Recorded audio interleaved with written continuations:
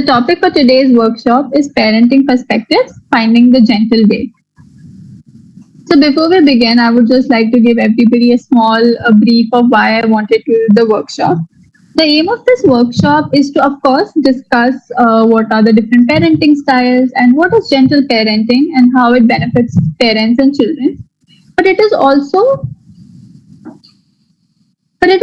for us to understand that how the parenting style that we grew up with impacted us and made us the people that we are today. I believe that the components of gentle parenting that we discussed today can be applied to our own selves also, and then also with other relationships in our lives. So we can apply these to not just with our children, but with also others around us and with our own selves. Yes, the recording will be available on MindTribe's YouTube channel.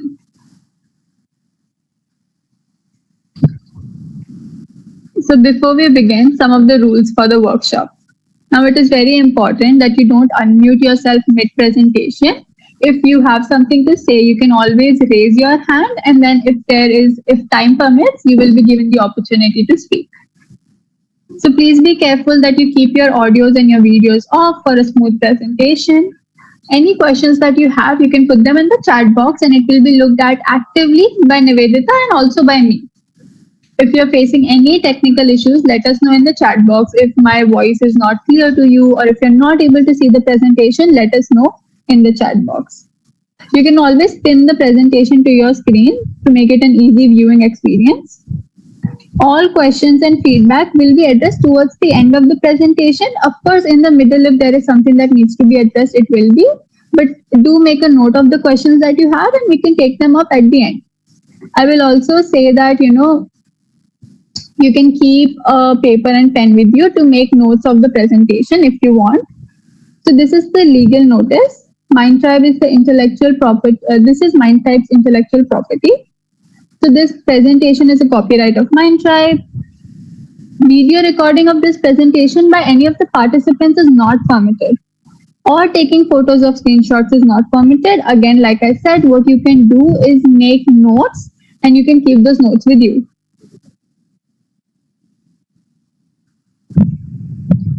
Okay, I think Priyanka is not able to see the screen. Is everybody else able to see the screen? Can you give me a quick thumbs up? All right, great. Thank you, everybody.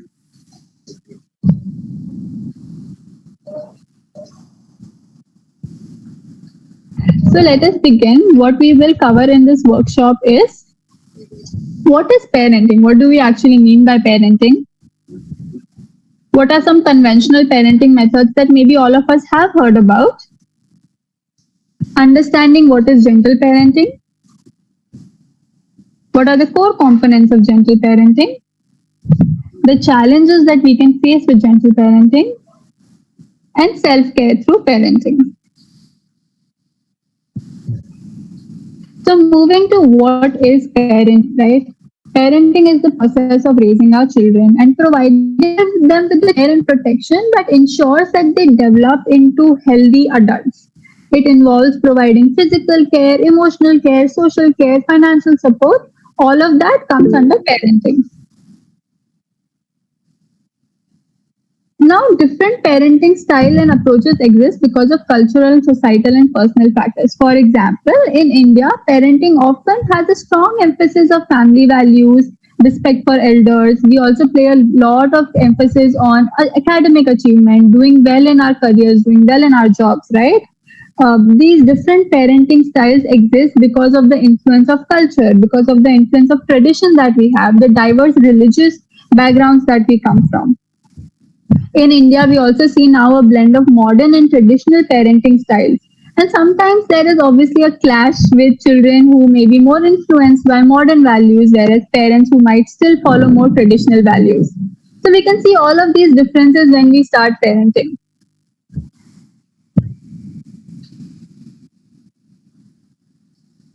So let us do a small quiz just to understand the parenting style that we grew up with. Now, please note that this quiz is only indicative. That means that it does not give any definite conclusion of the parenting style that you grew up with. And you can also find that maybe the answers give you that you grew up with a blend of different parenting styles. So it's a very small quiz. I would appreciate it if you could write down your answers on a piece of paper or maybe in the notes app in your phone, and then we can discuss it in the chat box. So the first question, how often did your parents show affection towards you? So rarely or never, occasionally, often, always. You can write down the number next to the answer. So if it is rarely, write down 1 or occasionally 2. So this is the first question.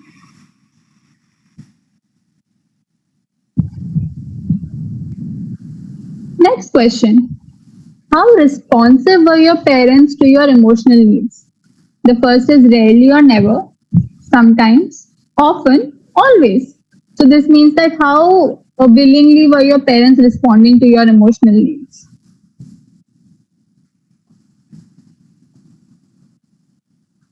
Moving on to the third question. Did your parents clearly explain why they were disciplining you? So, for example, when your parents were maybe giving out a punishment, or maybe they were shouting at you, or there was some kind of discipline, did they actually explain why that was happening? So, rarely or never, sometimes, often, always.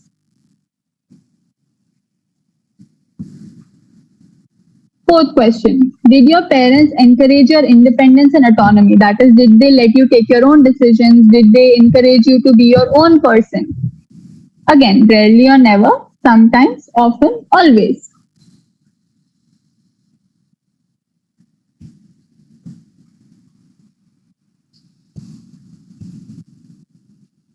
The fifth question. Were your parents strict without providing much warmth? That means that were they strict in a way that they would always discipline you, but they didn't really then provide you with any affection?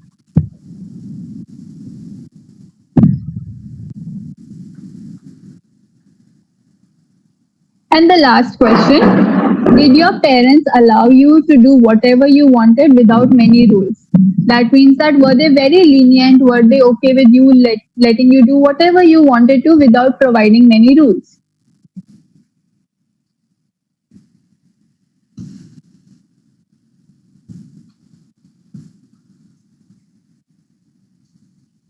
Okay, thank you everybody for answering. Now let's move to the scoring of these answers. Okay, can I show fourth again? Yes, I can. Just 1 second. The fourth question is, did your parents encourage your independence and autonomy?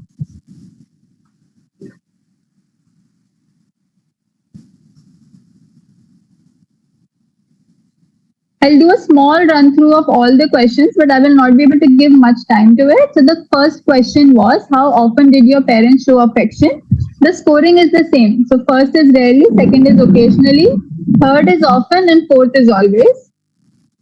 Second question, how responsive were your parents to your emotional needs? Third question, did your parents clearly explain why they were disciplining you? Fourth question, did your parents encourage your independence and autonomy? Fifth question, were your parents strict without providing much warmth? And sixth question, did your parents allow you to do whatever you wanted without many rules? Now let's look at the scoring for this. The scoring is if you have high frequency, often and always in question number 1, 2, 3, and 4, then you have authoritative parents. If you have high frequency in question number 5, then there is authoritarian parenting. High frequency in question number 6 indicates permissive parenting, and low frequency in most questions, especially 1, 2, 3, and 4, is neglectful parenting.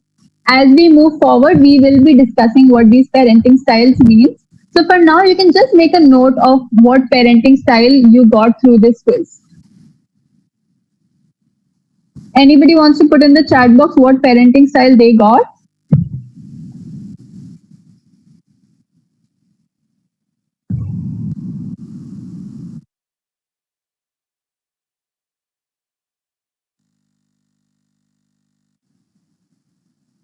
Okay, Karthik says neglectful. Anybody else?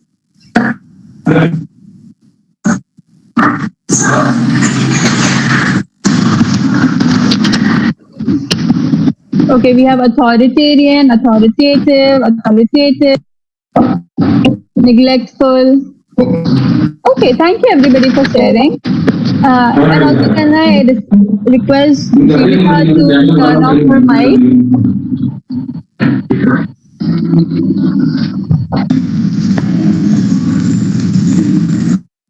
Okay, moving on, let us understand what these parenting styles mean. The first is authoritarian parents. So, who is an authoritarian parent? An authoritarian parent desires to maintain a level of authority over their children, often enforcing strict rules and often expecting the children to adhere to them. That means that, oh, if I say this is how it should be, then this is how it should be. There is no changing that.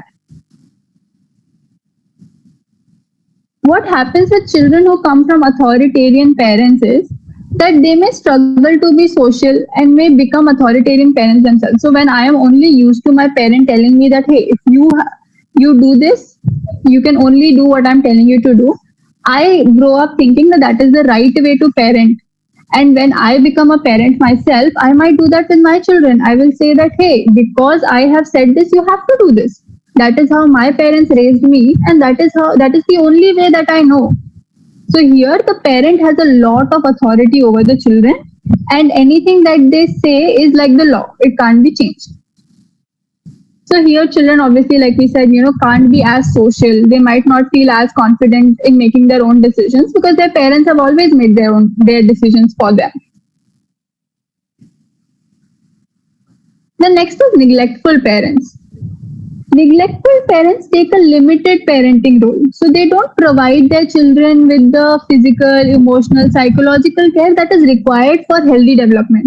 All the things that a child needs is not provided to them.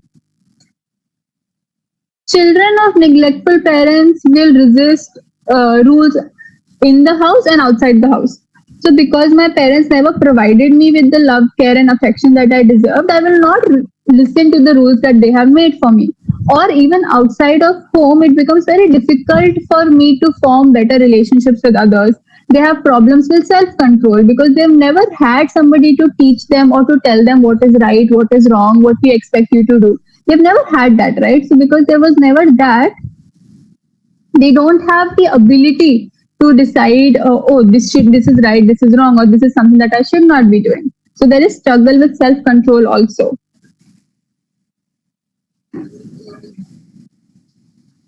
Permissive parents. Now permissive parents are attentive and warm, but they may not set many rules for their children. So what they do is they want to be their child's friends, which to an extent is obviously seen as somebody who wants to understand their children. But sometimes it backfires because children also need guidance and support. Children need somebody who can tell them, be a good example for them, and tell them that this is how things should be. Permissive parents might just be very lenient and might believe that, hey, if I am like a friend, if I don't scold my child at all, then I will have a good relationship. But that might backfire because the child will think that there are no rules and there are no regulations and I don't have to follow anything that my parents say. So children of such parents will lack self-discipline. They can't maintain boundaries. That means that they don't know that this is a boundary that I shouldn't cross. If I should respect people, then I should respect people, but they haven't learned that. So they struggle with boundaries and authority figures. So later in life, when they are working somewhere and they have a boss that they don't like, they might not be able to work in that company because they just don't know how to deal with authority figures. Because all their lives, their parents have been so friendly and so nice without setting any rules that they don't know how to do that outside of their home also.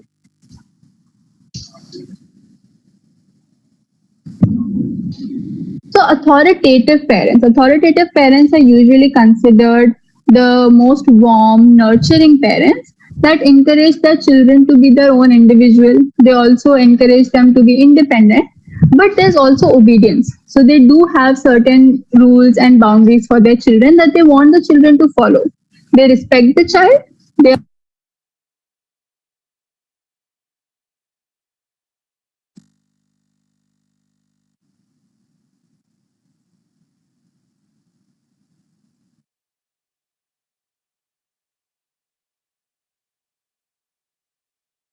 Nilakshi, you're on mute. Can you repeat the last point, please? Yes, thank you. Okay, so we're talking about authoritative parents. Like we discussed, authoritative parents are warm and nurturing. They encourage individuality.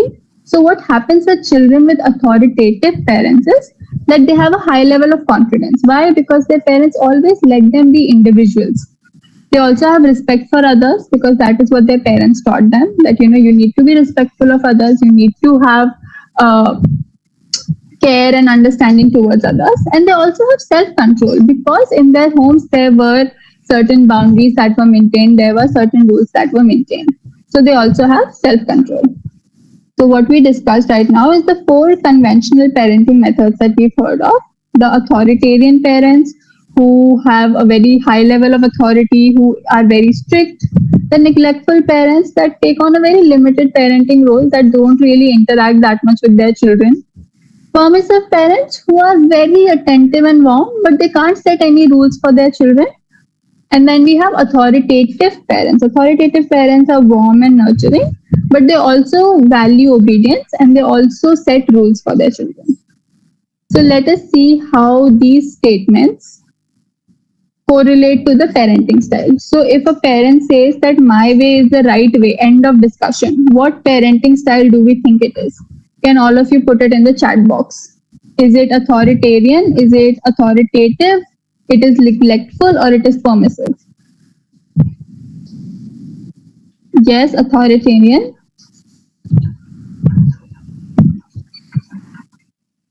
Okay, everybody agrees that it is authoritarian. Yes, that is the correct answer. Thank you.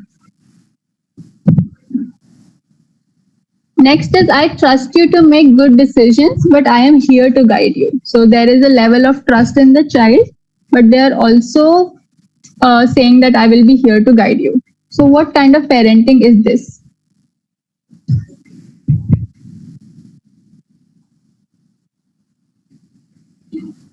Correct, it is authoritative. Thank you so much.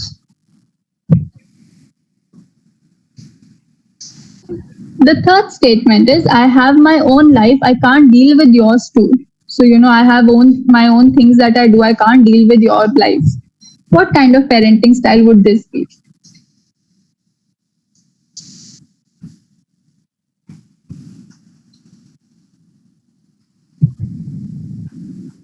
Neglectful, yes, thank you.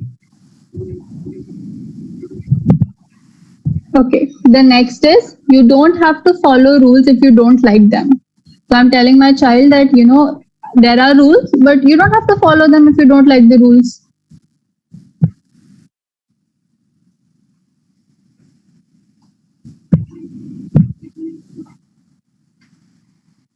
Definitely, it is permissive parenting.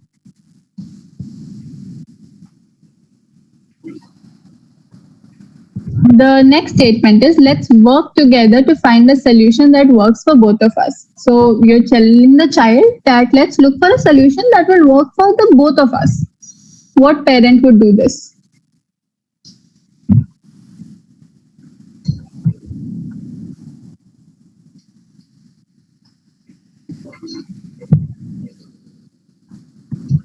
Yes, it is authoritative parents. And the last statement, I don't care what you want, this is what you will do. So I'm telling the child that what you want is not important, what you will do is what I will say.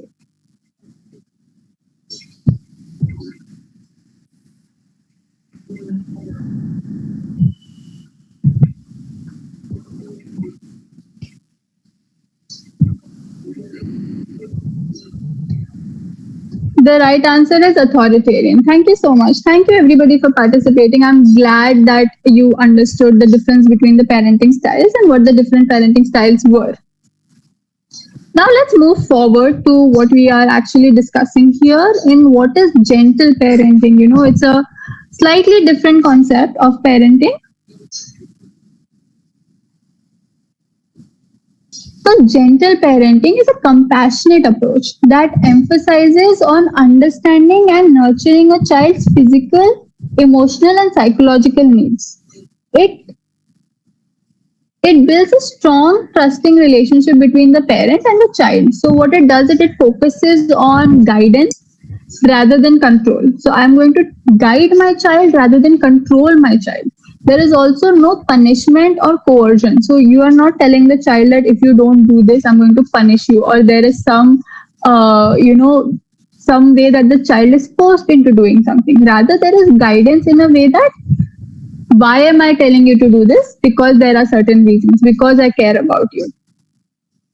So, what happens with gentle parenting is the goal of gentle parenting is to raise confident children and independent children through different ways. So, these children grow up to be confident in themselves, independent in themselves, but they also have the respect for their parents. They also appreciate the effort that their parents have put in. What are the core components of gentle parenting? Let's look at that. The first is empathy. Then we have respect, understanding, and boundaries. So let's talk about empathy. What is empathy? Empathy is understanding where your child is coming from. Right. So what happens in our everyday lives is, right, we have our own set schedule. We have, this is when I go to my office. This is when I wake up. This is when my children wake up. This is when they go to their school. This is when I go for work. Or even if I am at home, this is what I have to do. There are so many things that happen in our day. And in that, we kind of forget to understand where the other person is coming from. So when my child then throws a tantrum or is nervous about something or is upset about something, I don't really pay attention to why they are upset. I'm like, oh, you are upset, but there's nothing that can be done. You still have to go to school. So even if you are upset about going to school, you still have to do it. Or because I don't have the time to listen and understand why. But empathy means that you don't get caught up in the daily routine, but you actually take the time to respond to the child's needs. So when the child says that they're upset, we try to understand why are they upset, what is behind their behavior. By looking at the child's need at that moment, the parent kind of figures out why they're feeling that way. So empathy helps us slow down and helps us connect with the child. The next is respect. Gentle parenting is formed on mutual respect from the child and also from the parents. A lot of times we're told to, respect our elders. And I think it's a big thing in Indian society that we should respect our elders. But the same way, anybody who's elder to us should also show us respect. How do we learn if we are not shown the same respect? How do I learn to respect somebody if I've not ever been shown the same thing, right? So with gentle parenting, it is based on mutual respect for each other. Expecting a child to grow up respecting adults isn't realistic if the adults only don't respect them. So parents demonstrate that they respect their child by respecting their choices, by respecting their values, their opinions. So a lot of times, if a child has a different opinion from our opinion, or if we are children and we realize that we have different opinions from our parents, parents are not really happy with that because children are seen as extensions of themselves. So if I have a particular opinion, if it's any kind of opinion based on a thing or based on a ideology, right? I want my child to have the same opinion. But that is not really being respectful to their opinion. So it is important that we respect their opinion also. Instead of demanding that the child respects us, when we show them that respect is given and received, they will also do the same. Then the next is understanding. Understanding means that remembering the child is still developing. The child might not be a full grown adult, or even if they are in their teenage years, or even if they are in their later teen years, understanding that they are still growing, they're still having life experiences, different experiences that are still teaching them things. So their perspective is obviously different from our perspective. They still don't have the same thought pattern as we do. So, for example, if a teenager is upset about something in school or some fight that they have with their friends, right? And the parent thinks that, hey, why are you so upset about a small fight with your friend? Why are you so upset about something that is not even that important that it's something that you will forget in a month or so. But for the child, that is obviously very important. For them, that might be the most important thing at that point. So by acknowledging this, parents can show them that this is a safe space, that I understand what you are going through, that I understand your emotions. And then the child will obviously come to a point where they are like, okay, this is somewhere where I can talk to my parents. The next is boundaries. Now, boundaries in gentle parenting is very essential for creating a safe environment for the children. What boundaries do is that they give us a clear expectation and limits of what is to be respectful. So, gentle parents set boundaries while being compassionate and explaining the reasons behind the boundary. So, when I say that I have a boundary for my child that you can't be out with your friends after 9 p.m., that is the boundary. Why is that the boundary? Why am I telling the child that you can't be out after this point? Maybe I know that the area is not that safe, or maybe I know that right now the child is not older and can't really manage if something goes wrong. So if I explain to the child why the boundary exists, the child is more likely to understand that rather than just saying that, hey, you were not home at time, so you're not allowed to go out after this at all. This approach helps children understand the importance of boundaries, and it also helps them foster self discipline. So, when I tell them that, hey, this is the time that you need to be back at, and I explain why, then they also realize that, okay, the parent is saying this because of some reason, and I will start following it. So, then they have self discipline. And it builds trust and respect within the parent child relationship, which I think is such an important thing. So, these were the four core components.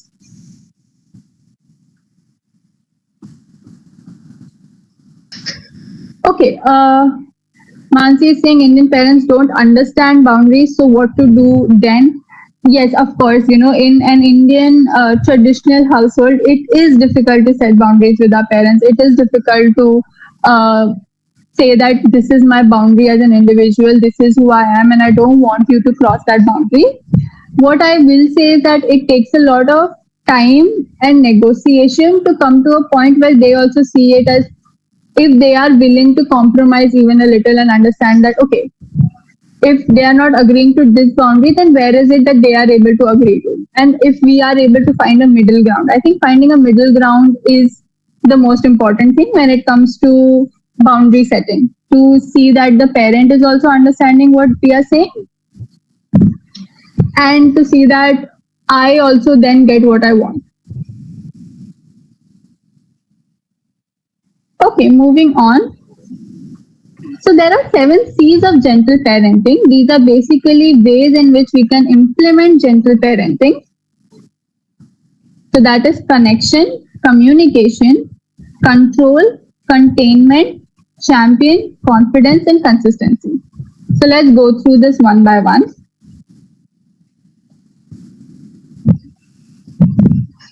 The first is connection. So what is connection? Connection is basically how in touch we are with the child. So what happens is when there is connection, or actually when there is a lack of connection, that is why a lot of behavioral issues happen with children. Connection is important both in the moment and also in the long run. That means that connection with the child in the long run is also important, but also in the moment where they're not. So when they're acting in a way that you don't like, it is still important to have that connection with them. It is important to also recognize that it is important to reconnect with the child in periods of unwanted behavior. I genuinely personally believe that the most important thing for a parent child relationship to first have is connection.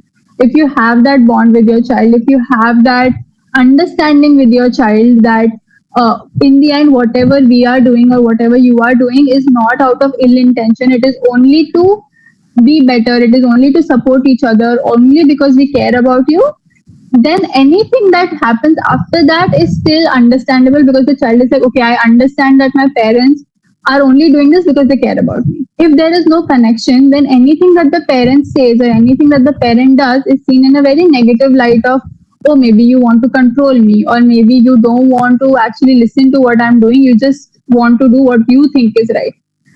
So it is so important to have that connection with the child for it to develop. I'm sure, a lot of us growing up, if we didn't have that connection with our parents, it is then also difficult to form any connection with anybody outside of our houses also. Because there was a lack of connection with our parents, it becomes so difficult to go out and form that bond with other people. So that's why when we realize that raising children and there's a need for connection, it becomes very important that we do that. So what are strategies for building connection? The first is spending time together, to actually take out time from your day. Of course, every day there's so many things that are going on, and everybody has a set routine of what they are doing. But in that routine itself, if you have time where you can come together and do things together, maybe anything, watch a movie together, cook something together, just talk about their day together. I think that is so important. As Neha says, share personal experiences with your children. That is so important.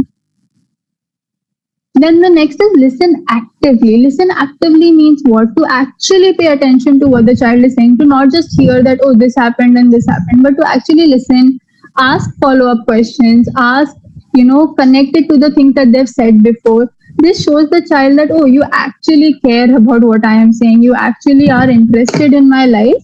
So I'm more willing to share things with you. I'm more willing to be open with you, more willing to, tell you about my life. And this is true for any relation that we have in our life. Spending time together is important. Active listening is important. Show affection. How do we show affection? Especially in Indian families, it is so, I would say, difficult to show affection in ways that can actually be seen. Maybe our parents show affection by cooking things for us or bringing things home that we like because they know we like it. But also, I think sometimes we have to show affection in a way that is more visible. So show affection in like a physical manner, where you hug your child, where you tell your child that you love them, so the child can actually hear these things. You tell them that you are proud of them, because that is something that I think a lot of children crave, to just hear their parents say that, hey, I am proud of you, you did this thing, and whatever it was, you made me proud. Eating meals together. I think it's so important that as a family coming together, eating meals together, just having that time where you are together and sharing your life, sharing what happens that day, sharing the stories that happened from that day. And that builds a connection. So the child knows that, hey, every day there's this time where we will come together and we will eat something together, or we will discuss things together. And then they might also be excited to share what happens in their day. Parent child rituals, this is something that I really like. Now, what is parent child rituals? It is small things that you can do with your child regularly that makes them feel like, oh, the parent is very interested in doing these things for me. So it could be just that every once a month, every month, we go and see a movie. So that's a parent child ritual. Or every week there is one particular day where we have ice cream and you pick out the ice cream. So that is a parent child ritual. A ritual is something that is repeatedly followed and it's in the same pattern. So then that is something that the child will always remember, and you grow up remembering these things, that in our house on this particular day we would always do this, and that was a great day and we had a lot of fun that day.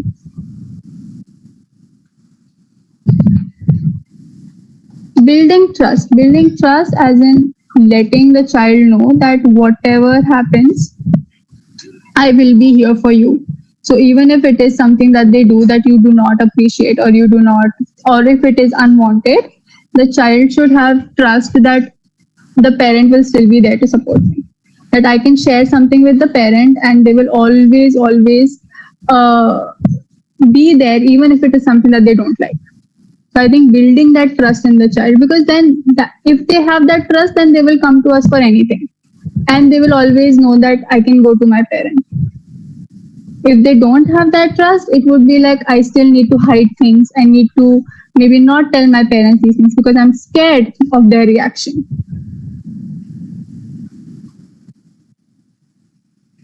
Let's look at communication. All behavior is a form of communication. So anything that the child is doing, crying, hitting, shouting, any aggressive behavior, that is still communication. Even if it is not verbal, even if it is just their body language, they're still trying to communicate something to you. So it is important that we translate this behavior. It is important that we listen to it and understand this communication. So showing the child that we hear what they are saying and value what they are saying is also very important. This will also give them the confidence to believe that, okay, I can share what I want to say. So that's why it's very important to avoid authoritarian phrases like do as I say, not as I do. Because this does not lead to effective communication. That means that the parent just tells the child that you have to do what I say. I might not do the same thing. I might do things that are completely different, but you still have to do the same as I say. What is control? Now, any unwanted behavior that the child is showing might come from their need to control because children don't really have a lot of control, right? If you look at it, they don't have control over what they are doing, what they are wearing, where they are going to school. It is something that is set by society, set by parental expectations, and they have to follow that. So, a lot of unwanted behavior happens because the child wants to show control. Age appropriate control can improve negative behavior. What does that mean? That basically means that, for example, letting a teenager decide how many hours of TV they can watch. Now, what that makes the child feel like is that, okay, I have some control. I can decide my own TV time. So that makes me feel like the parents trust me enough to do that. So I will follow that. I will actually decide that I can in a day only watch 2 hours of TV, one in the morning, one in the evening. And because it is a decision made by me, I will do that because there is age appropriate control. Now, control can be balanced with boundaries in parenting. That means when we set specific boundaries, that manages the control that the child has. So, when we tell them that you can't watch more than 3 hours of TV, and the child says that yes, I will only watch 2 hours of TV, that means that control and boundaries are going hand in hand.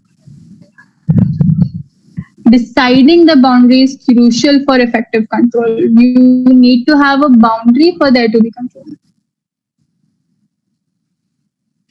Okay, I see a lot of people saying, please go to the last slide. Just give me 1 second.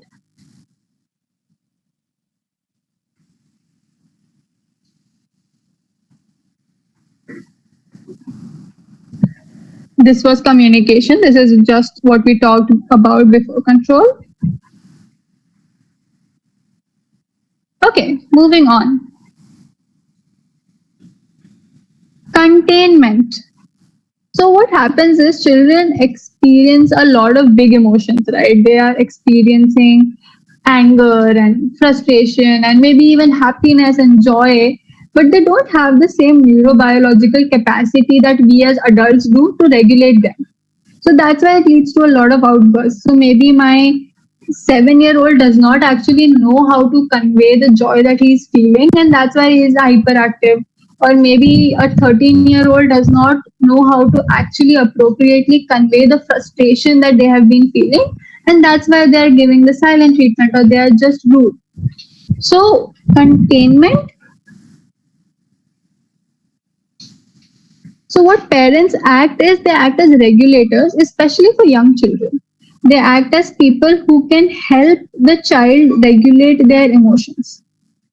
Parental support is very crucial until the child can be their own regulator.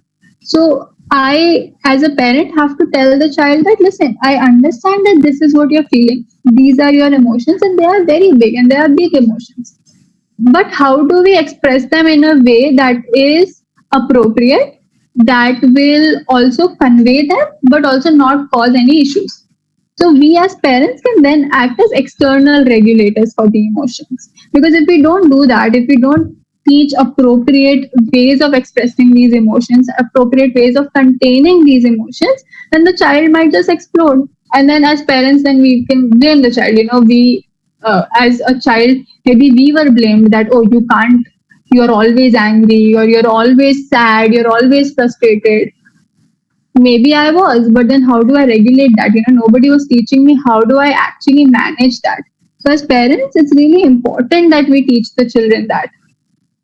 And slowly and steadily, as we teach the children that, they will only develop their own devices for regulating their emotions. Of course, with time, everybody does, right? As we move towards our adulthood, all of us develop ways of regulating our own emotions. So it is important that we do it till the time children haven't developed it. Okay, so this is a small case study. It talks about Ria, who is a 6-year-old, and she often has a lot of tantrums because she can't regulate her emotions. So what her parents do is they help her by giving hugs, that is, they show physical affection, they use soothing words, and they engage in calming activities like reading her favorite story together. So what they do is they model calm behavior. Modeling means when I show my child that this is how they need to act, then they will also act like this. So they model calm behavior. So when the child is angry, I don't become angry myself. If the child is throwing a tantrum, I don't throw the tantrum back and say, hey, you have to do this. Because then the child is just confused. That I was angry because something happened. Now you are also angry. So what are we supposed to do? So you model calm behavior. So that is what Ria's parents did. With their support, Ria gradually learns to manage her own emotions better. That helps her build self-regulation skills for the future. So, of course, this is not a very quick process. It doesn't mean that, once the tantrum happened and Ria's parents would have just told her, you do this, and that happens. It takes a little while, but what happens is when we put in that effort for a little while, in the long run, it helps us so much. We put in that effort for a little while, and in the long run, we realize that, oh, the child has picked up the habit and they're starting to regulate their own emotions, which I think is the aim here. Okay, Pragya has asked, how do we help them to regulate or express their emotions? Could you give examples? So, yes, so I think, for example, let's take a child who is a teenager and who is always angry, always rude, does not want to talk appropriately with the parents, is always having an outburst. Now, it is very important that in this stage we do have some connection with the child, because if there is no connection, anything that we say to the child will be seen as an attack. That, oh, you think I'm always angry, you think I don't talk appropriately. But that is not what the parent is trying to say. So it is first important to have that connection, see what the child is doing in their everyday. And once you have that connection, helping them sit down and understand that, oh, if this is how you are feeling, if it is something related to the house and you don't like the decision that has been taken here, we also respect you enough to let you have a say. So let's say the child says that this is what happened and I don't like it and that's why I was angry. So you tell the child that, okay, you have communicated this with me. I am very grateful. Let us look at a way to compromise this so that your anger also decreases. Because obviously the child is angry because of something that they're not able to let out or they're not able to say because they feel like there's no space to say it. So making the child realize that there is a space to express their anger in a way that is not disrespectful to others. You can always say things that I didn't like how you did this, or I am so angry that you said this, or you asked me to do this. Say that. It's not wrong to say that, but how do you say it?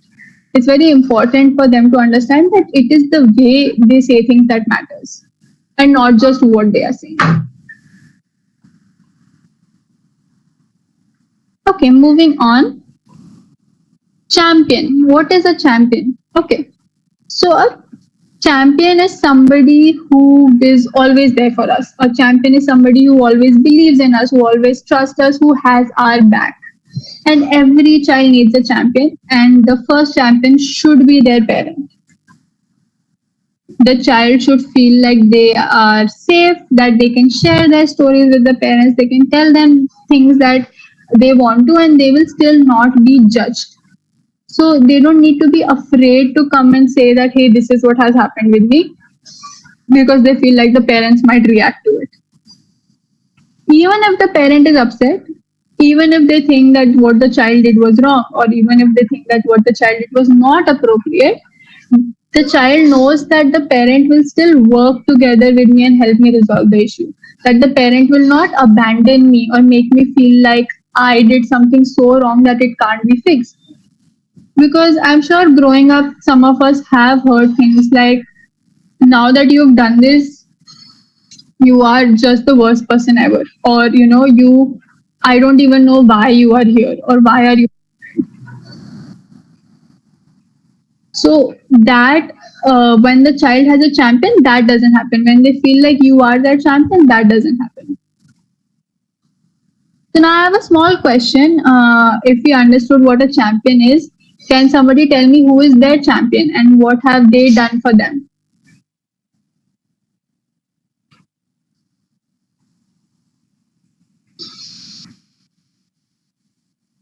Anybody who is in their life, who is always there for them, always understands them.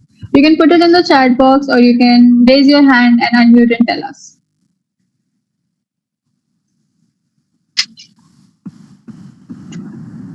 Pramila says, my son, that is so sweet.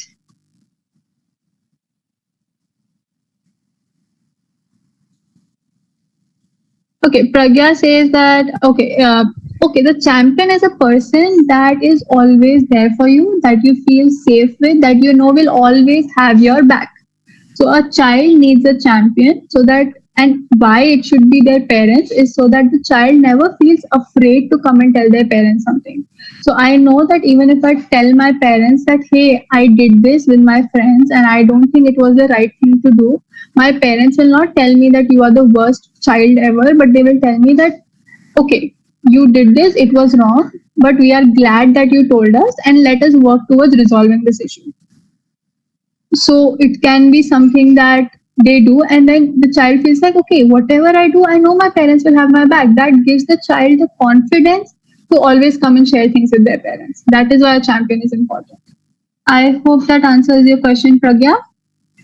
uh, Aditi says my husband, Priyanka says my family, bestie, my mother, my brother, my mom. Yes, Shivani, we can say it's like a Superman for us. True. Karthik says my friend. He asked me to come and have lunch together when I'm distressed. Very kind of him. That is so sweet. Yes, and like we see, all of us do need a champion in our lives. Even if right now we are not children, even if we have come into our adult lives, I think it is so important for all of us to at least have that one person who is always there for us. So I hope we all find that champion in our lives, and I hope that we be that champion for somebody else also. Okay, moving on. Confidence. Now, gentle parents, people who use gentle parenting approach, have confidence in their child and in themselves. So they have confidence in their decisions, that they know that I am making the right decision, even if other people are telling me that, hey, this doesn't make sense, and why are you so lenient with your child, or why are you treating your child like an adult and asking them to have boundaries? This is not the right way. You be confident in your parenting approach. You say that this is what works for me and my family, this is what works for me and my child, and I have confidence that my child will do the same thing. Because when we have confidence in our children realize that, and children see that, and then they also believe that, okay, if my parent has confidence in me, then I must be doing something right, so I will continue doing the right thing. So I think it's so important that we have confidence in our children and in ourselves. Confidence will allow the children to explore and develop. And I think the most important thing is consistency. Consistency with how we are raising our children, consistency with how we are, even with our own selves, with our relationship with others, is the most important thing. Mixed messages can, of course, confuse anybody. It can confuse adults, so of course, it can confuse children. So it is very important that we decide that if I am going to follow this approach, then I will keep following this approach consistently. Of course, there are days where it might feel like nothing is working and I don't know why I am doing this, right? But slowly and steadily, of course, there is some change. Transitioning to gentle parenting does take time and it will not give immediate results. But I am a firm believer that when we slowly build on something, the outcome at the end is much better. So when you have building blocks that you slowly stack up, the outcome that you get will be much better. So let's look at another small case study. Now, Rahul is a 15-year-old who's constantly on his phone and is engrossed in social media, games, and chatting with his friends. His parents are concerned about the lack of communication and quality family time. They feel frustrated and disconnected with him. And whenever they try to engage in a conversation with him or ask him to put down his phone during dinner, he becomes very defensive, irritable, and often goes through his room. I'm sure we've heard of some similar case like this, especially nowadays, right? So, what do you all think that can be done in this case? You can put it in the chat box or you can raise your hand and tell me.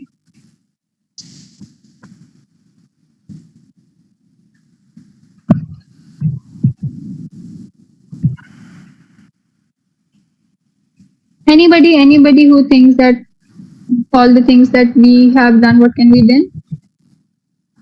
We should explain to him gently, yes, definitely. And what can we say to him? What can be done here?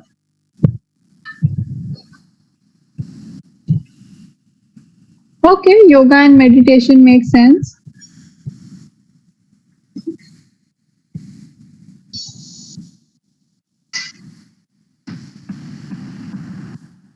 Yes, Kamana, go ahead. We can gently tell him the consequences and ill effects of watching a lot of TV and video games, and then we can set boundaries. Definitely, yes. It's important that we communicate that and also set some boundaries. We can make him realize how he's losing connection with others. Detox hours, that's a very good idea. The two detox hours. Karthik says, form a connection, sit together, understand, acknowledge his needs, set boundaries. Exactly. Very well said, Karthik. Thank you so much for this. Parents should spend time with him. Definitely. Thank you all. I love the answers here. Make him eat a meal with his parents, spend time with him, or play with him. Okay, all of you are very correct. Thank you so much. What I will say that exactly, first to build a rapport with the child. Rapport means to build a connection with the child. So with Rahul, his parents can actually ask him that, hey, I see that you spend a lot of time on your phone. What games are you playing? Just have that little bond, just so that shows some interest. And then maybe have some detox as a whole family. So say that, every day during dinner time, the whole family does not look at their phone. Because you need to set an example for children, right? You can't ask them to do something without doing it yourself. So the parents also keep away their phones. And the parents also say that we will also not look at our phones. Because let's be honest, all of us are also glued to our phones most of the time. So the parents also keep away their phones. And then Rahul also sees this behavior and he's like, okay, they are not asking me to do something that they are not doing. So the child will also understand that. Then, making him involved in activities. So the parents say that, hey, let's have a movie night and you can pick out the movie. So the child feels more involved. The child does want to connect with the parents more. And in this, of course, communicating why they want him to spend less time on his phone. Not that, oh, we are saying what you're doing is wrong, but there are some ill effects and we want you to understand that. So I think when we do all of these things together, the child is more likely to understand rather than just shouting or taking away their phone.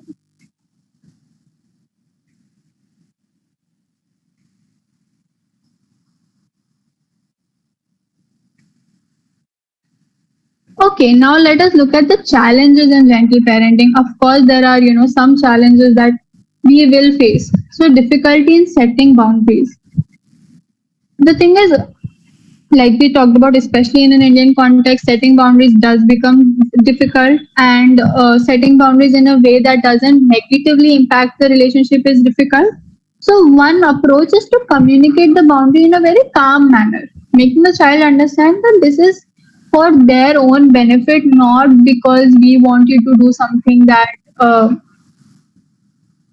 Not because we want you to do something that is only what we want, but because this is for your own benefit, and then reminding them why this is necessary.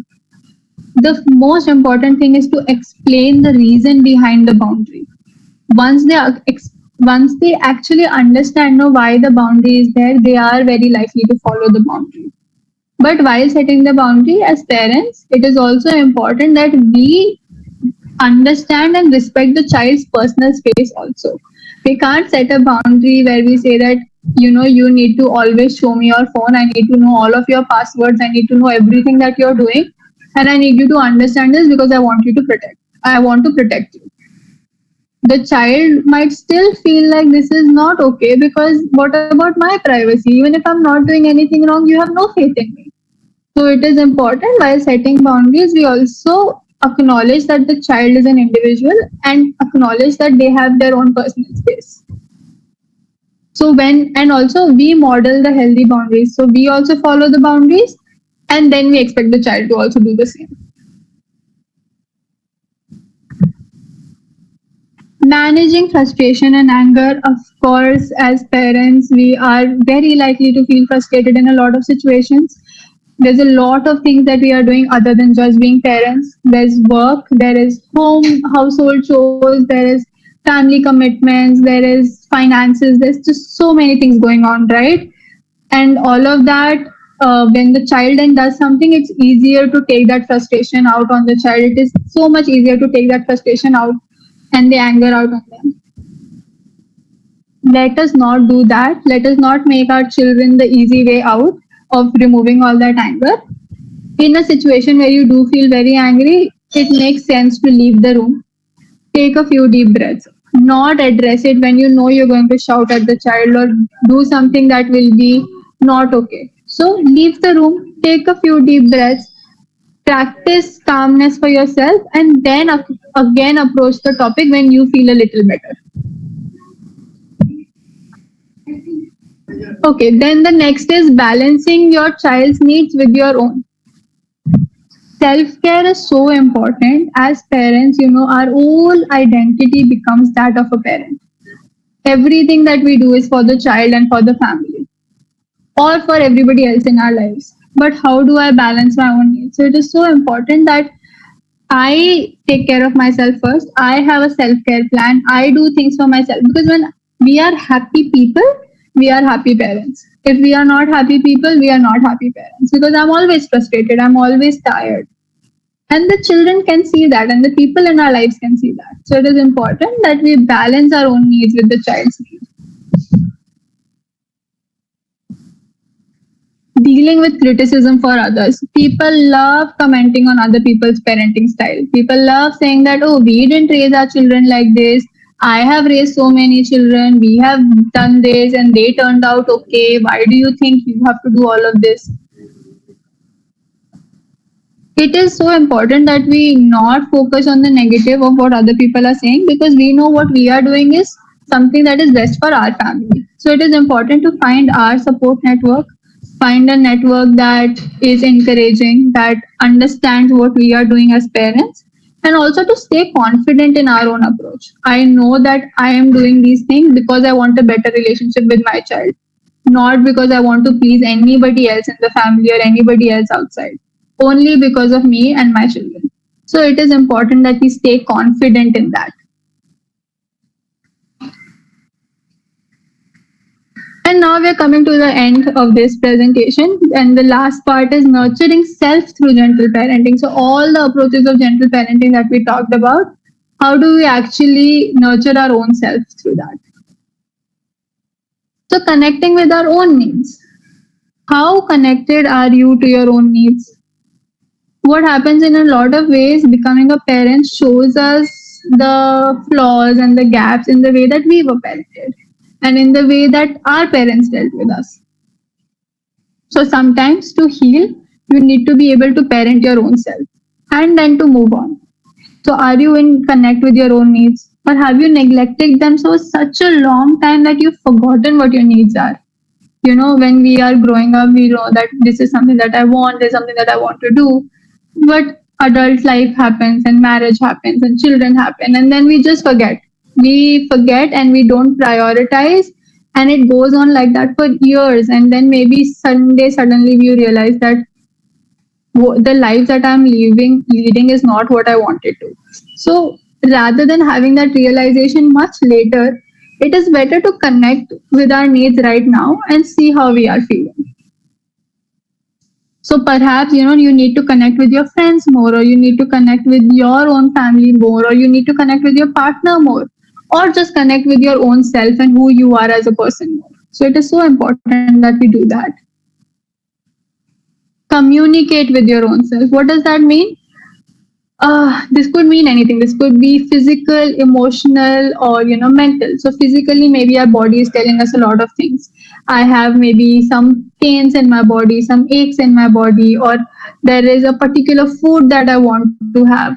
But I just not pay attention to any of that. I set all of that aside because I'm a parent, or because I'm somebody who's an adult or is in a relationship, and my priority is always other people.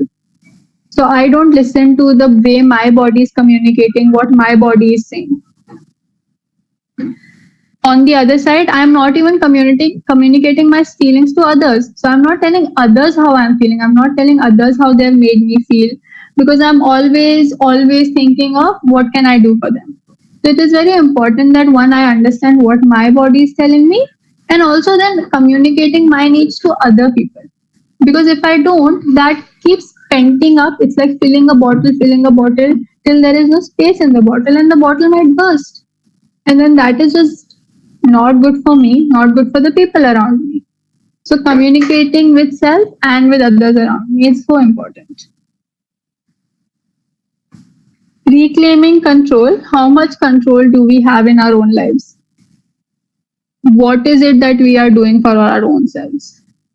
So I think, as people who are adults, who are working and having families, sometimes we feel like there's no control. I'm going through life just as it is, and I have no control in my life. Things just keep happening to me. So it is important that I take that control back. I decide things for myself again. I don't just let other people make those choices for me.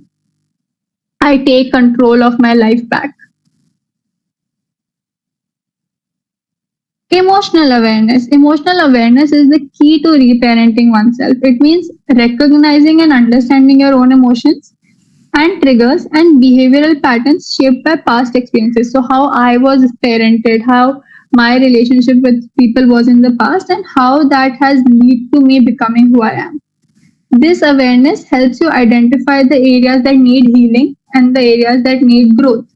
So you can treat your own self with kindness and empathy. We always have all the kindness in the world for other people. And we are always so forgiving and understanding of other people. But what about our own selves? If I make a mistake, am I as forgiving? Because when a child makes a mistake, I'm more likely to forgive that, saying that that is a child. But when I do, I am so harsh on myself. I'm so critical. And why is that? So be emotionally aware and also be kind to your own self. When we do that, we realize the unfulfilled needs that we have and how I can fulfill them. Self confidence, so important that we improve our confidence. So, am I not as confident in myself? Is this something that has been there since the beginning, or is this something that I've recently developed? It's important to understand how we view ourselves. Important to surround ourselves with people that make us feel good about ourselves, because there are so many people that might make us not feel that great, right? But who are these people that make us feel good about ourselves, that make us feel worthy? It is important that we surround ourselves with those people, and also believe it when they say we are worthy. A lot of times we don't believe it when people tell us that we are worthy of good things, that we are deserving of good things. Why is that? Why is it that I'm not able to accept that I am a good person, that I deserve good things? Look into that, build that self confidence in yourself. And when we have that, no, the children around us also see that, and they also pick on that, and they also realize how important it is to have self confidence. And the last is self care. I think it's the most essential thing.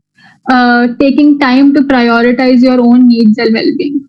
By practicing self care, such as nurturing your physical health, by engaging in activities that bring you joy and happiness, exercising, yoga, meditation, craft, things that you used to do when you didn't have these many responsibilities and you didn't feel like you had to take care of everything. What were those things? And trying to get back into them again, because that is what will bring you joy and make you a happier person, who will in the end become a happier person in the family, and the family benefits from it. Self-care also helps manage stress, and it improves our resilience, and it helps us maintain a balanced approach to life and challenges. So what happens is, when we have a balanced life, when we have a life that is fulfilling, then we are also able to show that to our children, and the children will also realize that, hey, this is the kind of life that I also want to lead. So when we do self-care, we are happier, family is happier, people around us are happier, and that leads to a happier environment for the children to also grow up in. So I will say that this was nurturing self through gentle parenting. And this was the last slide of the presentation. Thank you, everybody. I just have one more slide, and after this, I will address the questions in the chat box and any other questions that all of you have.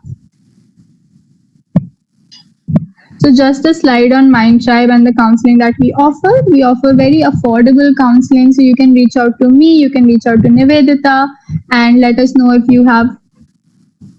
you ever need counseling or if you need any resources.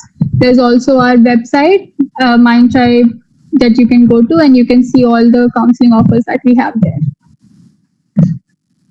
Okay, so I'm ready to take any questions. So anybody who has questions can ask their questions. Anybody who wishes to leave now can leave. Yes, Kawana, go ahead. You had told a sentence that if someone criticizes your parenting style, that you can say something in the lines of I want to build a connection with my child, something like that. Could you repeat that sentence?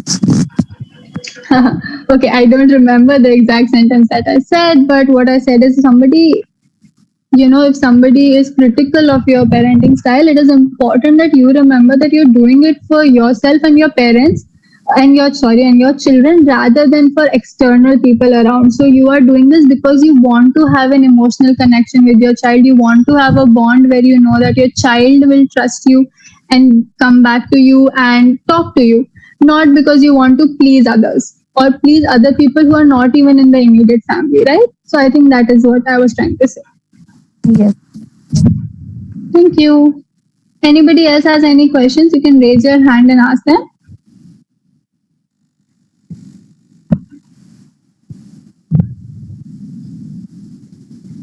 Okay, I'll look at the chat box now. 1 second. So we are a little over time. I might not be able to answer all the questions, but I will answer a few. Nilakshi, I have compiled the questions and sent across to you on your DM, so if you can just go through that. That is so sweet of you, Nivedita. Thank you. I will.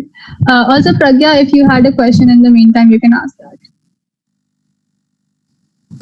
I did ask it in the chat box, but I'll ask it again. It's a bit off topic, but I wanted to know how emotional regulation would look like with children who come from poor socioeconomic background or slums, or who don't generally lead the middle class life, or that we would call like what we have experienced per se. And whether gentle parenting would really work there, because I have rarely ever seen that. And yeah, basically in that context, what would you like to share, and how one could work with children of that background, and how would, like I said, majorly emotional regulation work in those cases? Yes, I have also worked in a setting like that, where we were dealing with children coming from an government orphanage background, and I completely understand what the question that you're asking, because emotional regulation there becomes difficult because they've never learned to regulate those emotions.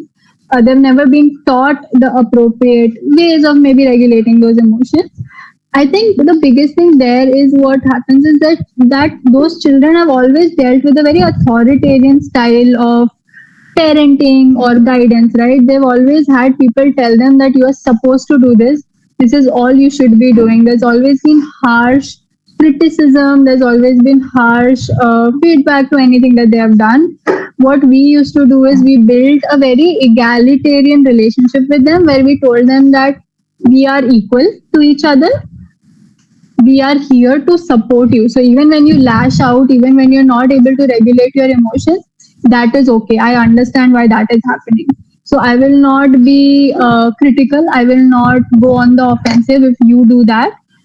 And after a point, the child starts believing that, that, hey, even when I was rude and I was angry, this person still stuck around. This person was still able to hear me out. This person did not go back and say that I don't want to deal with you at all now. So giving them that time is so important, building that trustful relationship, that equal relationship with them, giving them that time, and with that time, they start trusting you, and with that trust comes respect, where I will listen to this person. And when we are modeling appropriate behavior, we are modeling emotional regulation and calm behavior, they also pick up on that. So then they also start modeling that behavior, because they respect you, because they understand that you are doing this for them and you are here for them. You're genuine about the care that you are showing. Does that answer your question? Yes, absolutely. Thank you so much. This whole workshop and the way you explain things is so insightful and informative. So I really wanted to thank you and appreciate you on that. Thank you so much. Thank you. That is so sweet of you. Thank you. Okay, Pramila has raised her hand. Pramila, go ahead. Yeah, I want to ask the clip of that strategies of that strip clip. I want to know it. That one, please. Could you please show the clips of strategies, gentle parenting of the street strategies, and the nurturing is also that clip also. Please, could you please show both the strip clips? Yes, just give me 1 second. Okay, thank you.